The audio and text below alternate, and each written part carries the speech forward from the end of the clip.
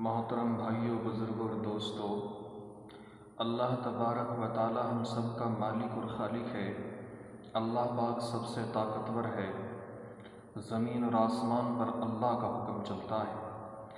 آسمان کا مالک بھی اللہ ہے اور زمین کا مالک بھی اللہ ہے۔ اس کے درمیان جو خالی جگہ ہے اس کا مالک بھی اللہ ہے۔ اول بھی اللہ ہے، آخر بھی اللہ ہے اور ظاہر بھی اللہ ہے۔ اول بھی اللہ ہے، جب کوئی نہ تھا، کچھ نہ تھا، اللہ موجود تھا، اور آخر بھی اللہ ہے، جب کوئی نہ رہے گا، کچھ نہ رہے گا، اس وقت اس کے بعد اللہ موجود رہے گا۔ اور ظاہر بھی اللہ ہے، یعنی دلائل کے اعتبار سے اللہ کا وجود بالکل ظاہر ہے۔ پوری کائنات پر اللہ کا قبضہ ہے، آسمان پر بھی اللہ کا حکم چلتا ہے اور زمین پر بھی اللہ کا حکم چلتا ہے۔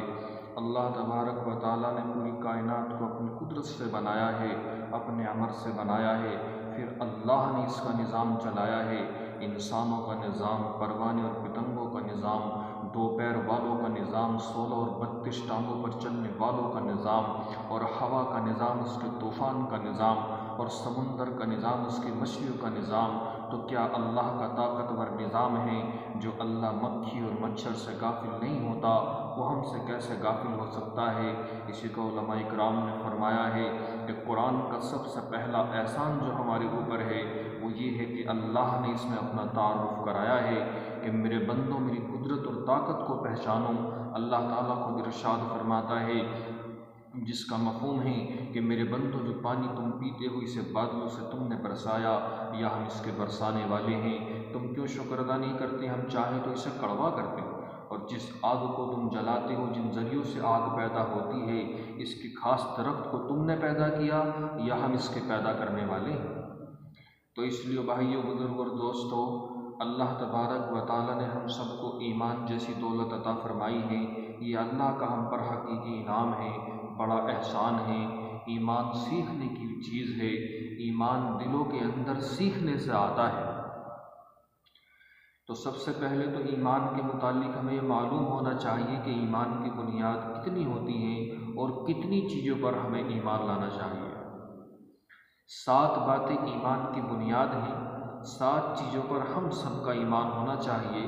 ان کو ہمیں عربی میں بھی یاد کرنا چاہیے اور ان کا اردو ترجمہ بھی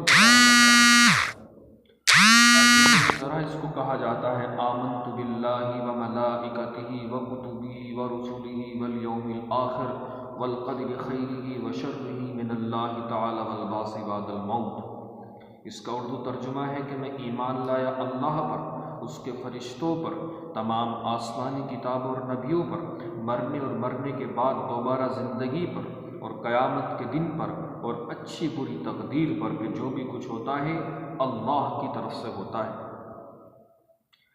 تو ان باتوں کو ہم یاد بھی کریں اور ان پر عمل بھی کریں اور اپنے ایمان کو بنانے کی اور بچانے کی محنت کریں۔ ایمان جو ہے محنت سے بنتا ہے۔ جب ایمان والا ایمان کی محنت کرتا ہے تو ایمان میں ترقی ہوتی ہے، اور ایمان کی محنت نہیں ہوتی تو ایمانی جو کیفیت دل کے اندر ہے وہ کمزور پڑنا شروع ہو جاتی ہے، اور پھر انسان کو بڑے سے بڑے عمل چھوڑ کر بھی احساس نہیں ہوتا، نماز جیسا عمل چھوڑ کر بھی احساس نہیں ہوتا۔ اللہ تعالیٰ ہم سب کو عمل کی توفیق عطا فرمائے اور ایمان کی حقیقت عطا فرمائے۔ آمین ثم آمین یا رب العالمین۔